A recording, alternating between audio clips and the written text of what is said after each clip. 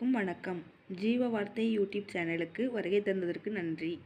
இன்று நாம் சங்கீதம் 91 முழுவதையும் வாசிக்கப் போகிறோம். இது தேவனின் பாதுகாப்பை நமக்கு நினைவூட்டும் சங்கீதம். வசனத்தை கவனமாக கேளுங்கள். இது உங்களுடைய வாழ்க்கைக்கு ஆசீர்வாதமாக இருக்கும். உன்னதமானவரின் மறைவில் இருக்கிறவன் சர்வ வல்லவருடைய நிழலில் தங்குவான். நான் கர்த்தரை நோக்கி, நீர் என் அடைக்கலம், என் கோட்டை, என் தேவன், நான் நம்பியிருக்கிறவர் என்று சொல்லுவேன். அவர் உன்னை வேடனுடைய கண்ணிக்கும் பாழாக்கும் கொள்ளை நோய்க்கும் தப்புவிப்பார். அவர் தமது சிறகுகளாலே உன்னை மூடுவார். அவர் செட்டைகளின் கீழே அடைக்கலம் புகுவாய். அவருடைய சத்தியம் உனக்கு பரிசையும் கேடகமும் ஆகும்.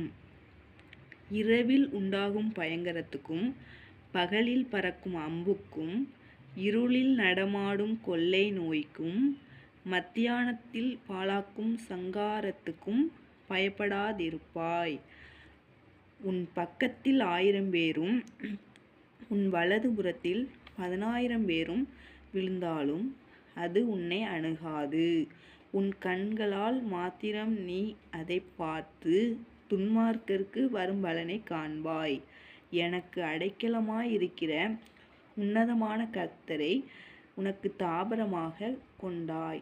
ஆகையால் பொல்லாப்பு உனக்கு நேரிடாது, வாதை உன் கூடாரத்தை அணுகாது. உன் வழிகளெல்லாம் உன்னை காக்கும்படி உனக்காக தம்முடைய தூதர்களுக்கு கட்டளையிடுவார். உன் பாதம் கல்லில் இடராதபடிக்கு அவர்கள் உன்னை தங்கள் கைகளில் ஏந்தி கொண்டு போவார்கள். சிங்கத்தின் மேலும் விரியன் பாம்பின் மேலும் நீ நடந்து பால சிங்கத்தையும் வலு சர்ப்பத்தையும் மிதித்து போடுவாய்.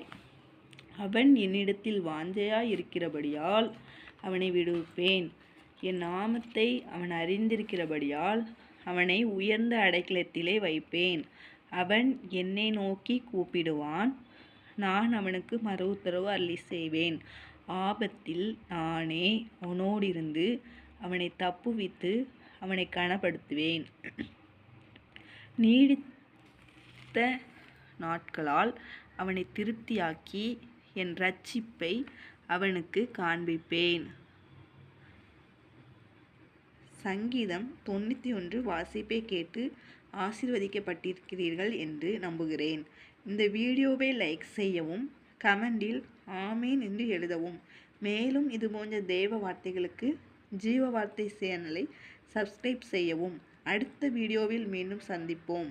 தேவன் உங்களை ஆசீர்வதிப்பாராக. ஆமேன்.